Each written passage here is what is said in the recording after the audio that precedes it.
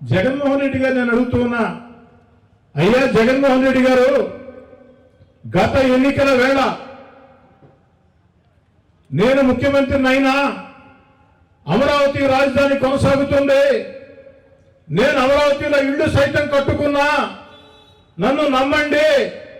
ఆంధ్రప్రదేశ్ ఏకైక రాజధాని అమరావతి అని చెప్పినటువంటి మీరు అధికారంలోకి వచ్చిన తర్వాత 3 ముక్కలాటాడి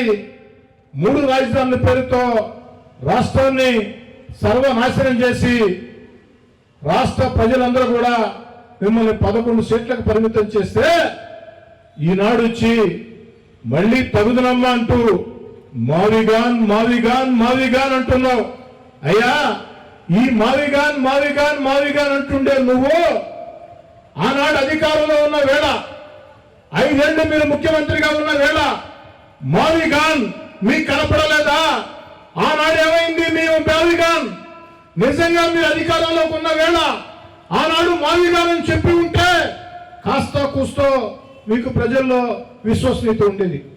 అధికారంలో ఉన్న వేళ అమరావతిని 3 ముక్కలు చేసి దారుణం ఏమిటంటే 2014-19లో తెలుగుదేశం పార్టీ అధికారంలో ఉన్న వేళ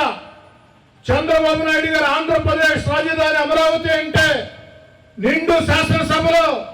ఆనాటి ప్రతిపక్ష నేత వైఎస్ జగన్మోహన్ రెడ్డి గారు నేను బేషరతుగా మద్దతిస్తున్నానని చెప్పి అమరావతికి వ్యతిరేకం కాదని చెప్పి ఎన్నికలు వచ్చినప్పుడు ఇళ్ళు సైతం అమరావతిలోనే కట్టా, నేను అధికారంలోకి వచ్చిన అమరావతి ఎక్కడికి పోదని చెప్పి అధికారంలోకి వచ్చిన తర్వాత 3 ముక్కలు చేసి రాష్ట్రాన్ని దివాళా తీయించిన మీరు ఈరోజు ఒక శుభం ఆంధ్రప్రదేశ్లో జరుగుతూ ఉంటే భారతదేశంలో ఉండే అన్ని రాజకీయ పార్టీలు అధికార పక్షమా ప్రతిపక్షమా తేడా లేకుండా ఏకతాటి మీద ఆంధ్రప్రదేశ్ ఏకైక రాజధాని అమరావతి అని పార్లమెంటు సాక్షిగా బిల్లు పెడితే మీరు మీడియా ముందుకు వచ్చి మావిగాన్ అన్నారే. అయ్యా ఈ మావిగాన్ మీరు అధికారంలో ఉన్న వేళనుంటే